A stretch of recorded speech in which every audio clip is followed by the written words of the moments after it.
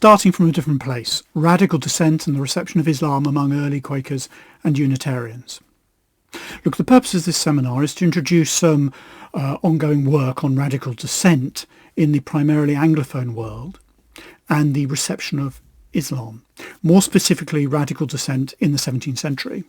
My main work has been on early Quakers, but I have more recently begun to work on early Unitarians too. I should explain why this particular period is so interesting to me. There is a coming together of a number of important factors in the 17th century. First, we get the publication of the first English rendering of the Quran in 1649, normally ascribed to Alexander Ross, which was widely disseminated. We also get the emergence of a number of radical dissenting groups in the 17th century, including the two we're going to look at today. It's also a particular moment in the story of English colonialism and English colonialism in Africa, including the costly failure of English Tangier, which was an English possession between 1661 and 1684. But it's also a moment, as it were, before Orientalism proper, as conceived of by Edward Said, had really got underway. As Kenneth Parker has remarked, Britain's before the onset of Orientalism proper. That's where Orientalism is understood as a Western style for dominating, restructuring and having authority over the Orient. These Britons appear in fact to have been disoriented, transfixed by the power and dominance of the Turks and their dominions, and I would add the Kingdom of Morocco. Instead of reproducing the characteristics of fully fledged Orientalism, literature of the early modern period recounts cultural encounters in which self and other are not fixed in opposing positions, but are rewritten through discursive and social interventions. Look, there's a number of aspects of this particular subject I could look at, but as we only have 45 minutes, I'll just focus on a few. I'd like to start with this. Here's a picture of Mohammed bin Hadou, who was a Moroccan ambassador who came to England 1681 to 82, and here he is riding in Hyde Park in a painting from 1684. I want to start with this man, as he fortuitously brings together the stories of early Quakers and early Unitarians and their responses to Islam. He arrived in England on 29th of December 1681, left in the summer of 1682. His visit to England was widely reported in the press of the time and was even the subject of occasional poems. He visited Oxford and Cambridge, among many other places, and became a Fellow of the Royal Society. John Evelyn, the diarist, recorded that he was the fashion of the season and commented on him that he was a handsome person, well-featured and of a wise look, subtle and extremely civil. Bin Hadou's visit in itself is an interesting story. His visit was part of the ongoing negotiations between England and Morocco, the back and forth over captives held by both sides. Back to that story of English Tangier. Because that was an enormously costly endeavour in terms of money, but also in terms of lives lost and prisoners taken. So Tangier had been a Portuguese possession, but it was given to England as a result of Charles II's marriage to the Portuguese Infanta Catherine. Eventually, in 1684, England would give up and blow up the fortified settlement and harbour, writing it off as far too expensive. However, before Hadou left, he had two visitors, or rather two attempted visitors that are relevant to today's talk. The first is George Fox, by this stage the long-established dominant figure within the Quaker movement, although he also visited with three other friends, as the term for it's another term for Quakers. Fox did manage to have an audience with the ambassador on the 8th of February. There was another visit sometime later that year by Noël Aubert de Vézé, who was a French representative of English Unitarians, though himself technically at this stage was a Catholic. He had been a Reformed minister, and he was a figure long associated with Socinian and anti-Trinitarian thought. They had different reasons for wanting to meet the ambassador. In the case of Fox, it was almost certainly to try to plead the case of Quakers who were enslaved in North Africa. Unfortunately, the address he wrote to the ambassador has been lost. And Fox was almost certainly trying to emphasise that he had in an earlier publication to the Ottoman Sultan, Mehmed IV, which published a couple of years earlier, why they should be freed. Indeed, it was a subject that would preoccupy him And one of the last things he wrote before his death in 1691 was a letter to Quaker slaves in Meknes in Morocco. In the case of de Versay, the reasons were of a different kind, as we shall see, because we actually possessed the text that he tried to deliver. In fact, a number of texts he tried to deliver. Oddly, the meeting which did happen between Fox and the ambassador produced no discernible direct results. It's only mentioned in one Quaker and non-Quaker source, and the speech that he wrote, as I said, has been lost. Although, as we shall see, it's part of a story of early Quaker interest in Muslims and Islam that had begun from the outset of the movement, which is in the kind of late 1640s. If Fox had sought protection for Quakers experiencing slavery in North Africa, he singularly failed. Indeed, within a few years, the Kingdom of Morocco, which unlike the Ottoman regencies of Algiers and Tunis, did not have any Quaker slaves in 1682 when he met the ambassador, by 1688 had a number of them. And they had become a major focus of that movement. In fact, such a major concern that it could be argued that this document, a fascinating document from 1688 called the Germantown Petition, in which the petitioners wrote the first document in which there is a first collective statement to call for the abolition of slavery in the Anglophone world. It's almost certainly triggered by this response of Quakers to this problem of the enslavement of some of their co-religionists in North Africa. So there are direct links, and there's a direct mention of this North African slavery in this text, even though the text itself is about the abolition of slavery with a particular focus on the enslavement of Africans and the transatlantic slave trade. Anyway, that's another matter, and I'm writing a monograph on that, perhaps a paper another day. Anyway, the other meeting, the one that did happen, actually had considerable consequences. De Versay's attempt to deliver a bundle of papers to the ambassador was rebuffed. On hearing that they were concerned with religious matters, the ambassador declined to accept them, and so unread, they passed into the hands of the Master of Ceremonies, Sir Charles Cotterell, and from him to a Church of England priest called Thomas Tennyson. When over a decade later Tennyson became Archbishop of Canterbury, they found their way into the holdings of the Library of Lambeth Palace, where they can still be consulted today, although they rarely are. Indeed, the bulk of the material remains in the Latin in which it was originally composed, with the exception of a covering letter called the Dedicatory Epistle Dedicatory. Here it is.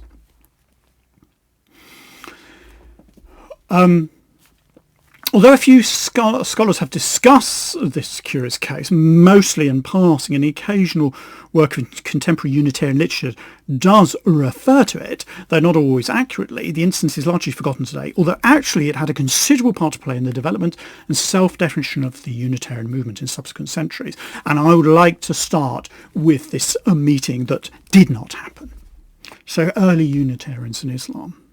There are good grounds for believing that this non-meeting was in fact far from inconsequential.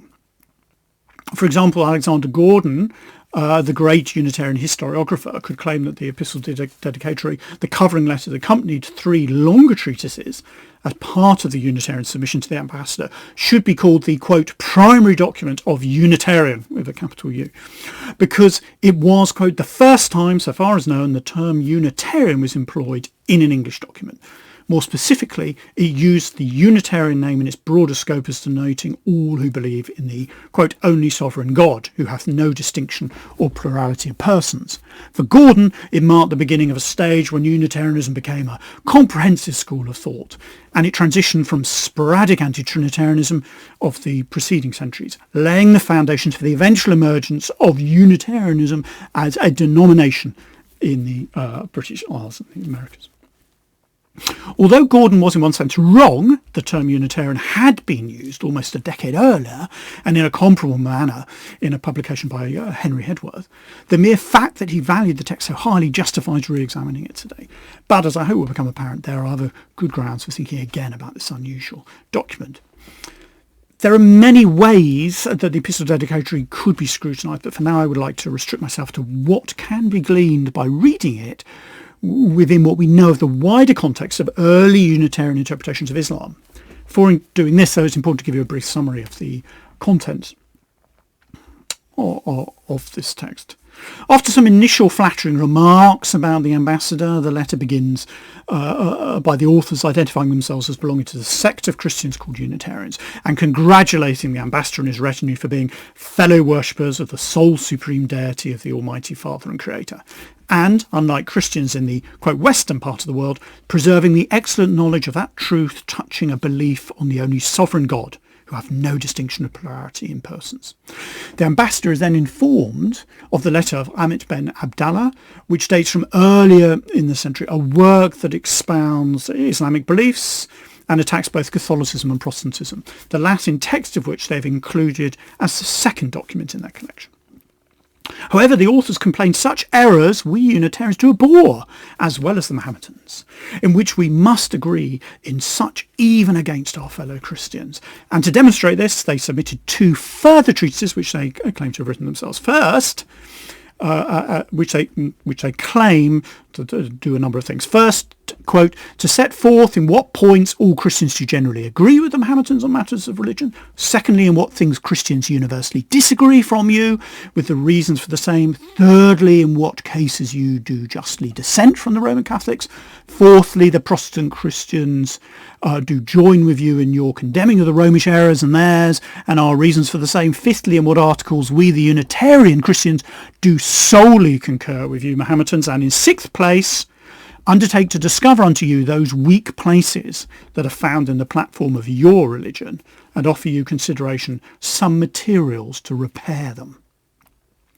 The rest of this initial letter consists of the anonymous authors who describe themselves as two single philosophers and orators of the Unitarians, claiming that they speak on behalf of a great considerable people, making the case for the antiquity of their form of Christianity and its distinction from, quote, those backsliding Christians named Trinitarians, and explaining that although plentiful elsewhere, quote, in the West and the North we are not so numerous by reason of the inhumanity of the clergy.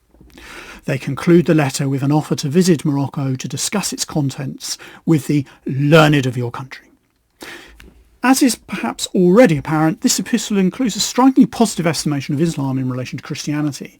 The authors evidently have a high regard for the faith of Muslims. Indeed, they include them at the end of a list of Christian churches that, quote, maintain with us the faith of the one sovereign God, saying, quote, and why should I forget to add you Mohammedans? They also have a high estimation of Muhammad as someone who was raised up as a scourge of the idolising Christians, the Trinitarians, and whom they seem to accept as a preacher of the gospel of Christ, quote. Indeed, so exalted is their estimation of him that they cannot believe that he is responsible for the, quote, many and frequent repugnancies as are to be seen in those writings and laws that are nowadays given out under his name. It should be noted that despite what is said in the epistle dedicatory, the Unitarian treatises submitted with the epistle do not actually systematically address the topics enumerated. Some are barely touched upon. For example, there is only one occasion where an interpolation in the Quran is identified by the writers and the grounds for judging it to be so are explained. The text discussed is Surah 4 and 157, which concerns the Quranic claim that Jesus only appeared to have been crucified. The two Latin Unitarian treatises are far from polished and were clearly written in a rush. As the authors say, they have 10 times more to urge on the same subject that we present, and that the papers were the work of only a few days.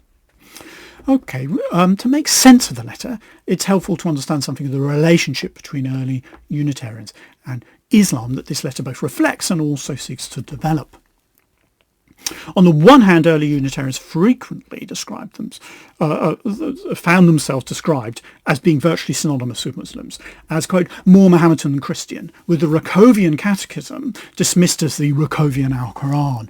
An important anti-Trinitarian writing, Arthur Berry's Naked Gospel, 1690, could be accused of being so like the Quran that it amounted to no more than the commentary on the text. Which it clearly isn't if you've read it. There was a clear attempt to associate this form of dissent with a religion that was largely viewed as the work of imposture, something dangerously alluring but blasphemous, diabolical, and, given the dominance of the Ottoman Empire and anxiety about the depredations of North African slavers, physically threatening. To get some sense of the nature of the dominant hostile discourse concerning Islam and Muslims in this period in England, one need only read the needful caveat that accompanied the first English rendering of the Quran, which appeared in 1649, which I've referred to, normally ascribed to Alexander Ross. In it, the reader is told that the Quran is made up of 1. Contradictions, 2. Blasphemies, 3. Ridiculous fables, 4. Lies. Given the widespread hostility towards Islam in 17th century England, it was a damning association to make. Some evidence of this is seen in Charles Leslie's polemical accusation that the only reason Socinians did not openly acknowledge Muhammad as one of their fathers was because the people would stone you, for they all have a great aversion to Muhammad. In some ways, this was a continuation of a long tradition of orthodox polemic against anti-Trinitarians that went back as far as Servetus, as well as the early years of the Transylvanian movement, as opponents sought to deny their Christian status and claim that they preached, quote, a Turkish Christ. It was not something exclusive to Unitarians. Such accusations could be made of other dissenters too, Quakers, for example, as we'll see in a moment. And Unitarians could find themselves being accused of being Jews, pagans, atheists, papists, as well as Muslims. But the accusation that they were really Muslims and, quote, much more Mohammedans than Christians was extremely common in relation to Unitarians, and more so than any other group. Such language reflected the common assumption found even on occasions where they need not be targets of polemic, that anti-Trinitarian Christianity had a strong affinity with Islam. Indeed, somewhat later we can find Gibbon using the term Unitarian in his famous History of the Decline and Fall of the Roman Empire to refer to Muhammad, picking up on the language that can be found at the beginning of the 18th century, if not before. But it's also important to note that although the claims about the affinities between Unitarianism and Islam were intended to be damning, they were not always understood that way by Unitarians themselves. Although some could be enraged by the association with Islam, William Freck, for example, was happy to praise Muhammad and the Quran for defending the unity of God against the errors of Trinitarian Christians. And Stephen Nye could talk favourably about Muhammad as someone who set out to, quote, restore the belief in the unity of God, which at that time was extirpated among the Eastern Christians by the doctrine of the Trinity and the Incarnation. Muhammad meant not his religion should be esteemed a new religion, but only the restitution of the true intent of the Christian religion. Arthur Berry could say that Muhammad professed all the articles of the Christian faith. Indeed, as some of their critics accurately observed, founding figures within Socinianism, more generally, have been happy to both acknowledge the Quran contained the same message of the unity of God that they proclaimed, and to make use of the Quran to support their case. Francis David, for example, a key Transylvanian Unitarian figure, used it to support his non-adorationist understanding of Jesus. And both Servetus and Socinus made some use of it too. As the Unitarian historiographer of the Polish Radical Reformation, Stanisław Lubinecki, could say of Servetus, he, quote, sucked honey even out of the very thistles of the Quran in arriving at his doctrine. And in his famous trial in Geneva in 1553, he had to defend his use of the Quran to support his theological thought, and we all know that didn't end well. The epistle dedicatory clearly reflects the major tropes that characterise the relationship between Unitarians and Islam, as understood by early Unitarians. It is in most respects not innovative but representative of early Unitarian views, notably in the way it identifies fundamental commonalities between the two religions, embracing rather than rejecting something central to anti-Unitarian polemic. It was, however, clearly different in some respects. Firstly, much anti-Trinitarian writing, while praising elements of Islamic belief and practice, nonetheless repeated age-old calumnies against Muhammad. The epistle dedicatory contains no such slanders, and I said he can even be referred to as a man of judgment and a preacher of the gospel of Christ. The treatment of Muhammad and Islam found in the epistle dedicatory was unusual also in being so sustained. Most anti-Trinitarian writings in the Anglophone world only touched on the subject of Islam briefly, with the notable exception of Henry Stubbs' The Original and Progress of Mohammedanism, although that was not published, just circulated in manuscript form, in which Trinitarian Christianity is dismissed as hopelessly corrupt and false in favour of Islam. which is represented as the religion of Christ and the Apostles, or John Tollen's published Nazarenus, or Jewish, Gentile and Mohammedan Christianity. That's 1718, so a bit later. So, thirdly, the epistle dedicatory is also distinctive in the audience that it's addressed to. Anti-Trinitarian texts that mention Islam were almost invariably written to other Christians. The only exception to this is Adam Newton's famous letter to Sultan Selim II in 1507, and possibly some writings by Jacob Palaiologos. Finally, I'll say the positive valuation of Islam, combined with the critical approach towards Islamic texts within the letter, is exceptional. The fact that Unitarians were acting in the same way in respect to both the Bible and the Quran was something that even their opponents thought worthy of note, and clearly set them apart from the likes of Henry Stubb. It is especially interesting that de Versay, the agent of the Unitarians named by Tennyson as the figure who delivered the papers, and most scholars think actually wrote them, was very much at the forefront of these developments, as both the translator into Latin of Richard Simon's important historical critical work on the Old Testament, the Histoire critique du Vieux Testament, and someone with a reputation as a radical biblical critic. There is much more that can be said. Clearly, the epistle dedicatory does merit careful scrutiny. However, I would like to leave you with some observations about the consequences of examining the text. As we have noted, Gordon was technically wrong to call the epistle the primary document of Unitarianism, as Hedworth had used the term Unitarian a decade earlier. Indeed, Unitarians, for most of their history, have been reticent about being associated with this letter. It was their opponents, beginning with Charles Leslie in 1708, who published it, not Unitarians. And they did this, and people published it in order to stigmatise the movement and its leaders. Priestley, for example, found it quoted against him and was used as part of a campaign to smear the Unitarian version of the New Testament published by Thomas Belsham in 1808, and as a ground for excluding Unitarians from membership of the Bible societies. It was even quoted in the House of Lords as part of a successful attempt to have Unitarians debarred from being trustees of a major charity as late as 1839. Nonetheless, however reluctant Unitarians have been to acknowledge the epistle dedicatory, it would be hard to say it did not deserve a place in any reasonable narrative of Unitarian origins. Surely, at the very least, McLaughlin was right to say that it represents the growth of a new self-consciousness within Unitarians. Now, if that's the case, in the light of the above, we need to recognise how exceptional the letter really is, and so by implication how exceptional is the story of the birth of English Unitarianism. There is no other example in the genesis of a major Christian movement in which Islam, or indeed any other non-Christian religion, was a central defining interlocutor, other than at the birth of the early church itself. Although even there the parallel breaks down, as Christianity was initially a messianic sect within Judaism. At the very least, the story of the origins of English Unitarianism is not solely one of intra-Christian struggles, of arguments about reason and scripture, or rather, not solely Christian scripture. Right, now let's turn to the radical dissenting group represented by George Fox, the early Quakers, and their reception of Islam. Well, this slide is a picture of a Quaker woman preaching. I could go on and on about it. It's a particular image which is very common.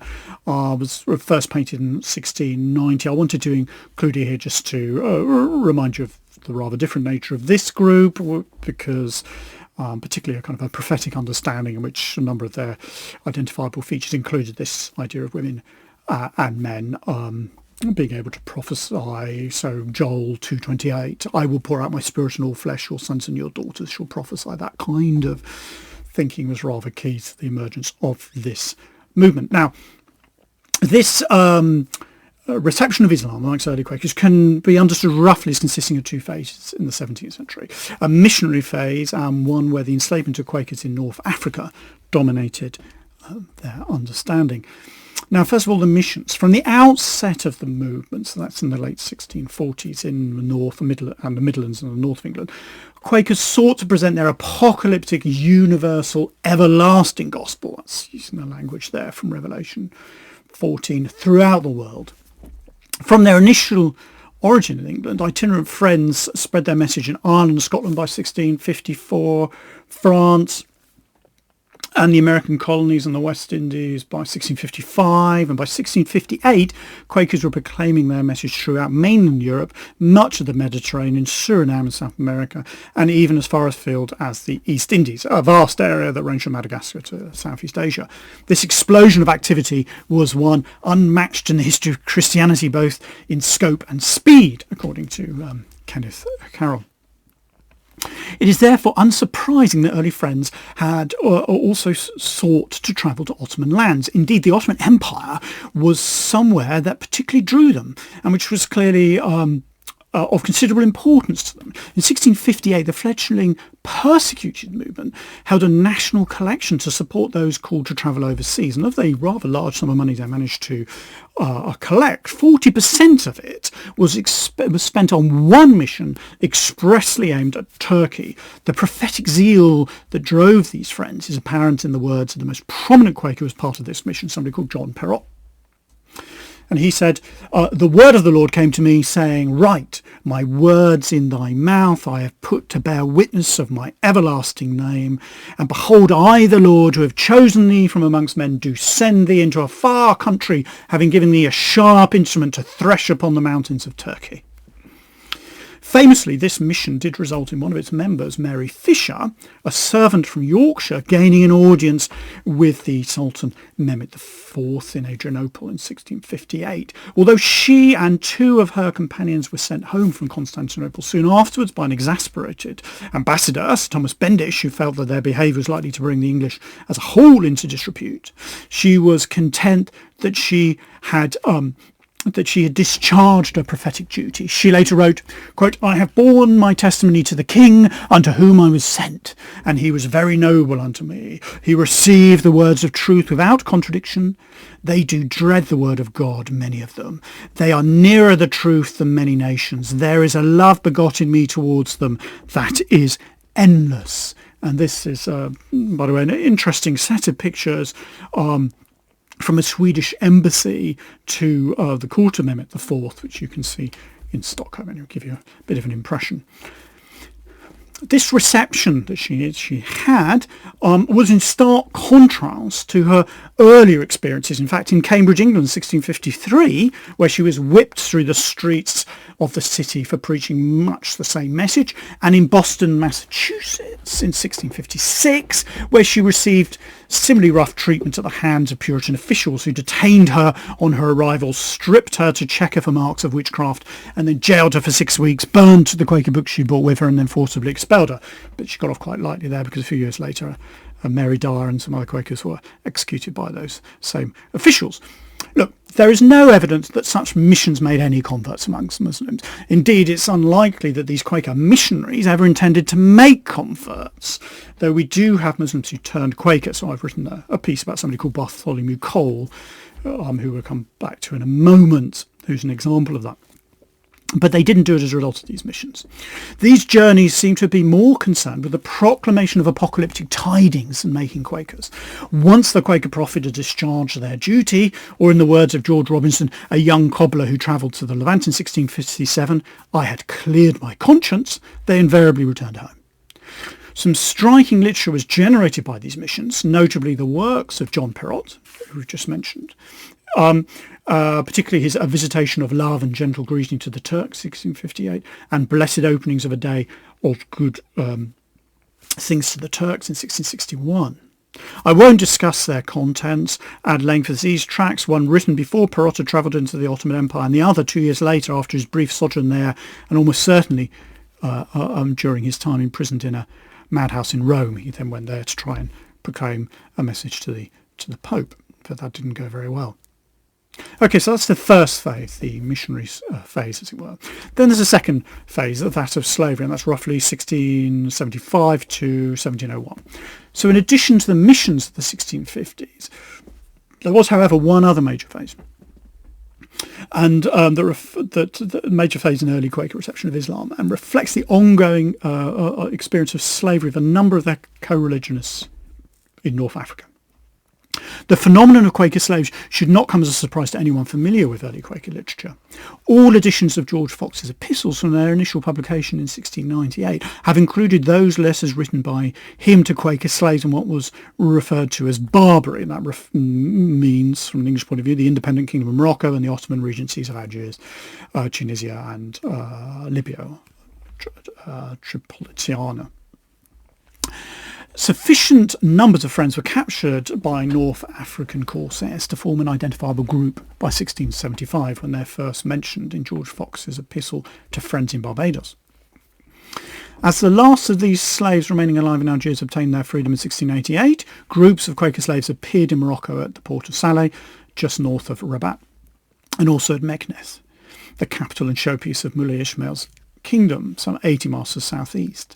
The Moroccan Quakers would continue to exist as an identifiable group, a meeting in the Quaker terminology, until 1701, when the last of those that was still left alive was redeemed. The numbers were comparable to the group that had been enslaved in Algiers. These Quakers were mostly English-speaking and came from England, Ireland, North America and West Indies, although they included Norwegian Quaker Gerald Sundson.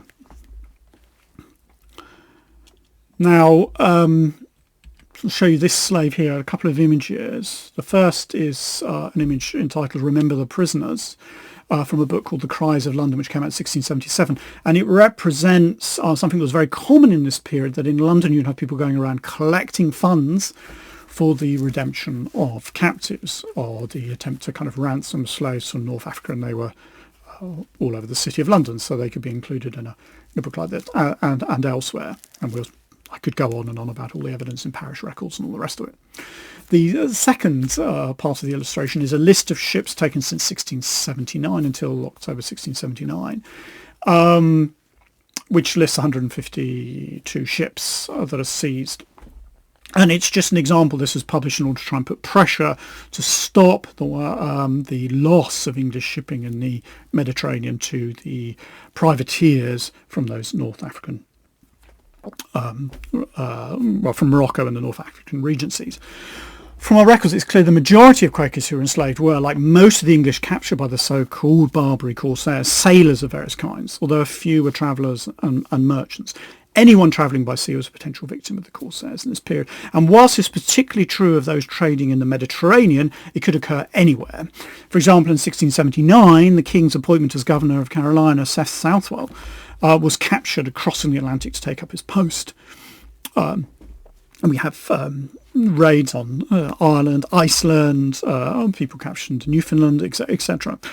George Fox himself was nearly enslaved in 1671 whilst making his way to Barbados. So it was a fear that was pretty universal. The possibility of being captured was such a commonplace that it's unsurprising that the eponymous Robinson Crusoe's first misfortune in one of the earliest English novels is to be captured by a ship from Salé and enslaved there for 2 years. On occasion, some English people could be taken directly from coastal settlements. For example, in 1 month alone in 1646, 7 quote Barbary ships carried off goods and prisoners, including about 200 women, from Cornwall.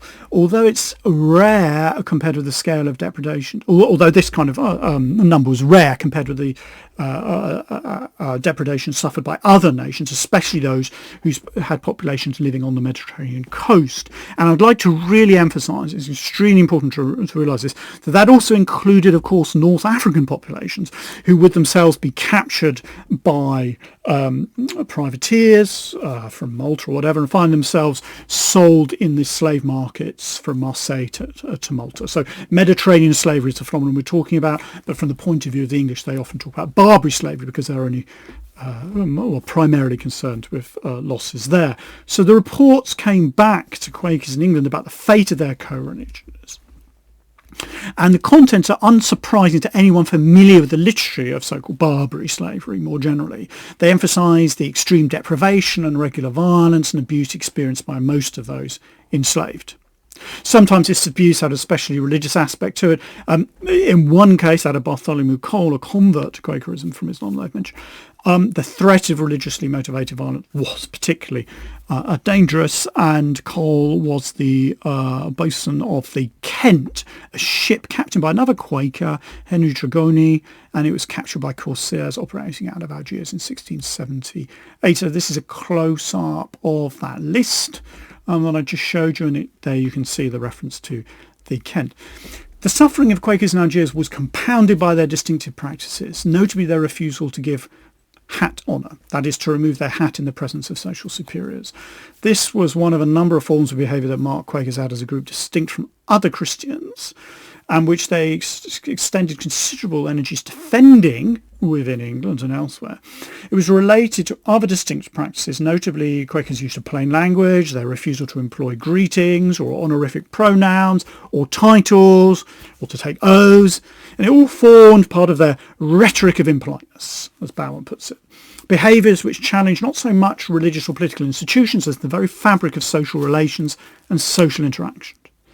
It resulted in at least one Quaker, Joseph Totterall, being beaten and eventually killed by his owner in Algiers in 1685. Now, I could go on about the information we have about the experiences, but just roughly,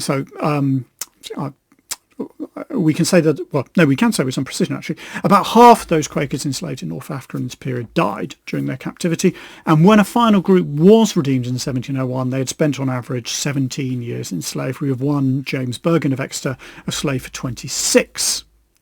Now, one unusual consequence of the Quaker experience in North African slavery was the publication of a striking narrative of two Quakers, George Patterson and Thomas Lurting, engaging in non-violent resistance to corsairs with the help of other non-Quakers. So these early Quakers led a consciously non-violent revolt against their slavers and inverted the usual narrative of revolt, in which slavers would be slaughtered when slaves had managed to successfully revolt. And there's plenty of memorials in England and texts in which people relish the fact that they've slaughtered the Turks who'd previously enslaved them, and also interestingly some the other way around, of Turks relishing having slaughtered European slavers who captured them. But there's an inversion of that, because in this case the slavers are non-violently captured, they are then returned to the shores of North Africa, and then the Quakers take the boat they've recaptured back to England. That all happened in 1663, first written down by Lurting in 1680, and Fox then uses that in a letter that we'll come to in a moment, but is then published in this rather more extended version here in 1710. We could examine a large number of narrative letters and other texts which were generated as a result of these early Quaker experiences of slavery, but time's limited. So I'll just focus on the work of one, and perhaps the most influential Quaker, the figure with whom we began, George Fox. So apart from Nabil Matar, few have noted the significance of Fox's writings on this subject, and it's almost entirely overlooked in his historical surveys of the field of Christian-Muslim relations. There are, however, a number of elements of Fox's treatment of Islam and Muslims, almost invariably referred to him by him as Turks, that are worthy of note. Some of these ideas are expressed from very early in his career, but most are evident in two unusual texts that he authored specifically to Muslims, and the first as a direct response to the North African experience of slavery on the part of Quakers, and it consists of a plea for its incompatibility with what Fox understood as Quranic ethics, and that's called To the Great Turk and His King at Algiers. And then there's a second text from after Fox had, as a result of this, writing this earlier work of 1680, he'd clearly familiarised himself with the Quran, or rather the first English rendering of it, 1649, which, by the way, is not a translation of the Arabic, but is actually a translation of the French by Duras, 1647. Anyway, he wrote this text called An Answer to the Speech or Declaration of the Great Turk, Sultan Muhammad, in 1688. So here you can see on the left, you can see the translation, often ascribed to Ross, of the Quran, the 1649 edition, with that needful caveat and all that sort of stuff. And then on the right, you can see the 1680 text to the Great King Algiers and His King at Algiers by Fox. Now, for our purposes, I'd like to just distill some theological claims about Muslims and Islam in these writings and a few places where Fox touches upon the subject matter elsewhere. So here, I'm distilling that. I'm just going to make a few statements about Fox's attitude towards Muslims and Islam. So first of all, Muslims, according to Fox, could achieve salvation irrespective of their knowledge of Christianity or scriptures. Fox believed Muslims possessed the light of Christ within that was present in all people born into the world. So John 1:9, etc. They were therefore potentially able to achieve salvation if they responded to the guidance that this inner light provided, irrespective of their propositional knowledge of the doctrines of Christianity and its scriptures or their conversion to Christianity. You'll find that repeated by writers like Robert Barclay, for example, the first sort of systematic theology of Quakerism. In believing this, Fox held a position that was universal within Quakerism from its inception, common to other leaders such as James Naylor, famously indicted for blasphemy before Parliament, and other members of the movement. For Fox, God had made a covenant with all people, including the Turks, and that's why it was important that Quakers travelled to the Ottoman lands to declare their message to the Turks. Secondly, for Fox, the Quran was a bearer of divine revelation, consonant with that of the Christian Bible. In To the Great Turk and His King at Algiers, and also in an answer to the speech or declaration of the Great Turk Sultan Muhammad, Fox displayed an extensive knowledge of the Quran and, unusually for a Christian at the time, a high estimation of its value. This is especially noteworthy as the edition of the Quran he used, that's the Al-Quran of Muhammad, the English translation usually ascribed to Ross, treated its context with disdain. Into the Great Turk and His King at Algiers, Fox deployed over 30 carefully chosen quotations from throughout the Quran and constructed his argument in a manner that showed knowledge of a number of its major themes in order to argue that the enslavement of Quakers in North Africa and others was contrary to its contents. In an answer to the speech or declaration of the Great Turk Sultan Muhammad, which contained a prophetic response to an epistle allegedly written by Mehmed IV just prior to his disastrous attack on Vienna in 1683, Fox likewise quoted widely, if somewhat less extensively, from the Quran in order to criticise the Sultan's bellicose hubris. In both these texts, specific Muslims are criticised by Fox, the cruel slave owners and the aggressive Sultan, but the sacred text of Islam and its prophet are not. For Fox, the failings of Muslims was not a consequence of their religion. Indeed, their failure came from their deliberate decision to ignore its moral teaching that Fox saw as in continuity of the Christian Bible, albeit when read in the light of his distinctive and totalising Christian hermeneutics. Thirdly, Muhammad is never described using negative tropes that were prevalent at the time and which were found in abundance in two appendices included in the 1649 edition of the Quran that we've mentioned. In the 1680s, at least, Fox did not describe Muhammad as, quote, cruel, blasphemous, debauched, venal, epileptic, or an impostor, as you'll see in the 1649 Quran. It's not unreasonable to say that in the last decade of his life he judged Muhammad to be a prophet, although he nowhere described him directly as such. Nonetheless, Fox's understanding of Muhammad's prophethood fell far short of that held by Orthodox Muslims. For example, Fox clearly did not believe that Muhammad was the seal of the prophets, the final bearer of divine revelation, or rather he considered prophecy something that was present in his own day and potentially exercised by all people. Quote, everyone receiving the light which comes from Christ shall receive the spirit of prophecy, whether they be male or female. Indeed, he believed that he and his fellow Quakers clearly possessed and exercised this same gift. As an early critic complained, according to the Quakers, quote, men, women, boys and girls may turn into prophets. It's also the case that Fox's assessment of Muhammad in the 1680s, interestingly, had changed significantly from his estimation he held for most of his life prior to that. Now, prior to 1680, he appears to have shared the common early modern misconception that Muhammad was worshipped by Muslims, indeed quite literally in the form of an idol. The enslavement of Quaker sailors and travellers in North Africa in the mid-1670s onwards seems to have provided the spur that led him to acquire a greater knowledge of Islam and to change his thinking about Muhammad. Fourthly, Fox encouraged Quakers to obtain knowledge of the languages used by Muslims. Some years before he began to examine the Quran, Fox had shown an interest in Arabic, as is evidenced in a book he co-authored in 1660 called A Battledore, which has a significant Arabic section, although he didn't pen that himself. He wasn't a very educated figure. Had been an apprentice shoemaker. I could go on about that. Anyway, Quakers translated some of their tracts into Arabic from the earliest years of the movement and tried to distribute them in Ottoman lands. And later in his life, Fox would tell Quakers enslaved in Algiers that they should get the Turks and Moors languages, that you might be more enabled to direct them to the spirit of grace of God within them, which they have from God, quote, in their hearts.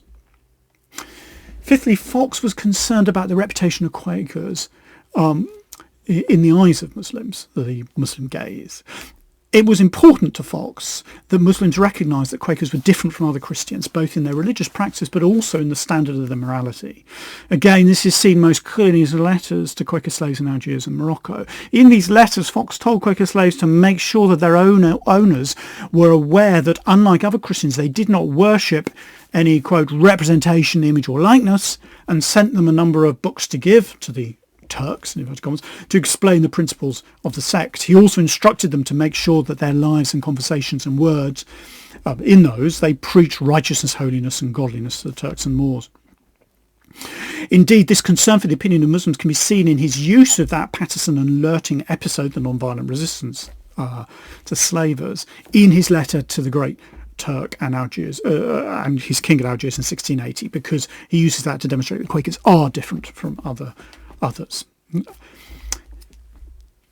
Sixthly, Fox argued that Muslims should be given freedom to practice their religion and build their own places of worship in England, along with Jews, pagans and other Christian sects, an unusual position to hold in the 17th century. He believed that freedoms should be granted to his that should be granted to his own movement should be extended to Muslims. Seventhly, Fox was aware of the diversity of religions tolerated not just in the Ottoman Empire but also in other Muslim empires such as that of the Mughals and the Safavids, and he used this to attack the intolerance of Christian rulers and plead for religious freedom to be granted to Quakers. He was aware of the millet system and the jizya tax in Turkey and used them as an example of how religious diversity could be managed and need not lead to political instability.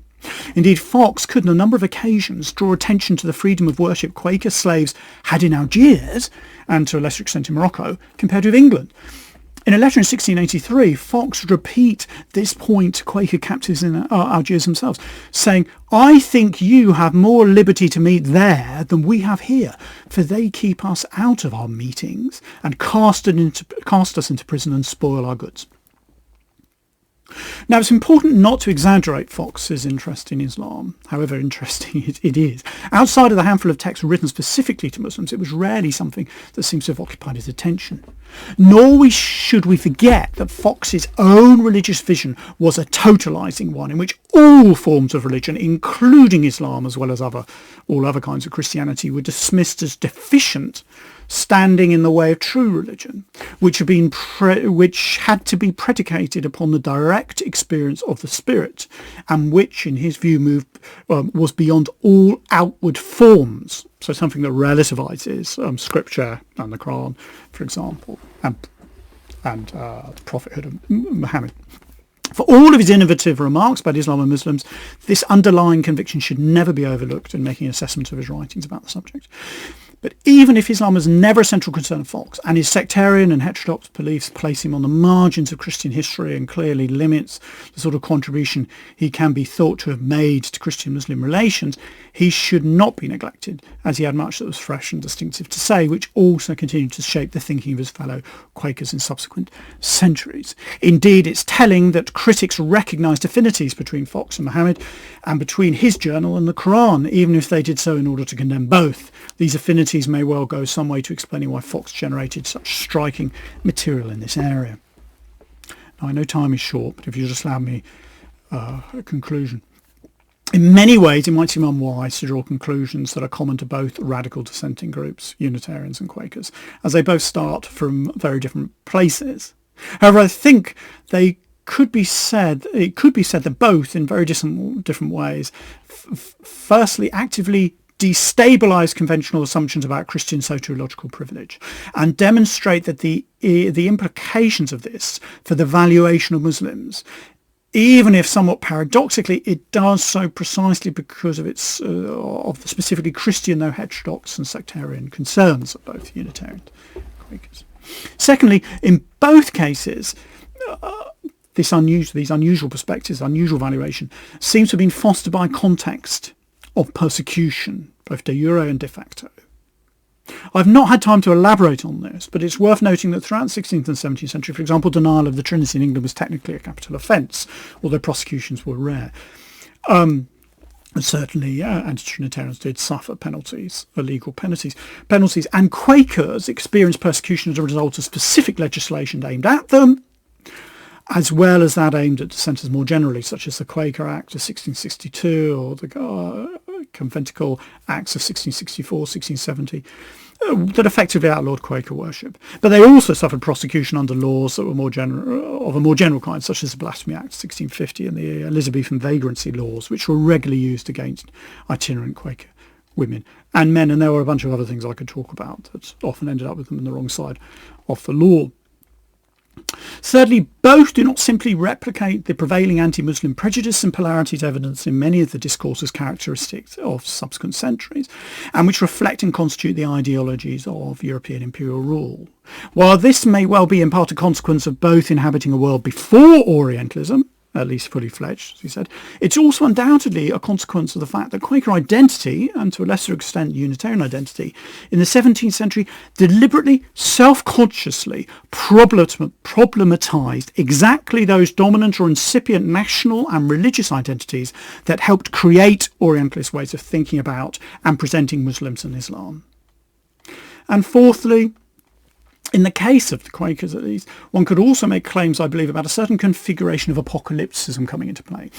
This is perhaps all the more surprising given the uses to which apocalyptic was put in the writings of Britons in the early modern period. Eschatology had long had a part to play in Christian anti-Islamic rhetoric as a response to the perceived and real threat posed by Islamic empires, but it became particularly significant during the Reformation when it was given a more overt scriptural warrant through the malleable nature of specifically apocalyptic texts such as Daniel and Revelation. As Matar notes, as Protestants in England, Scotland and on the continent watched Ottoman military advances, they started to treat eschatology as the final weapon in their hands. And the eventual triumph of the kingdom of Christ, equated with Protestantism, was thereby assured. In the Quaker text, we find something different. Indeed, their rendering of apocalyptic should encourage us to reflect on more general questions about the alleged immutability and inevitability of representations of Islam in the West, and the place of apocalyptic in this. The latter is usually seen as something that at best radically constrains into religious encounters, rendering them of fleeting consequence, functioning to negate the worth of non-Christians included within apocalyptic scenarios, reducing them to temporary, expendable and lumpen figures in a triumphant Christian drama. In the Quaker narratives, apocalyptic appears to engender and valorise the encounter, reflected in the surprising images and practices generated, as much because of what it does to the Christian subject as to how it transforms the Muslim object. So a very different consequence within the Quaker vision of this apocalyptic understanding of Christianity. There's an awful lot more that could be said, but I feel I've probably spoken too long, so thank you. I hope you found that was of interest, and we'll now move to questions.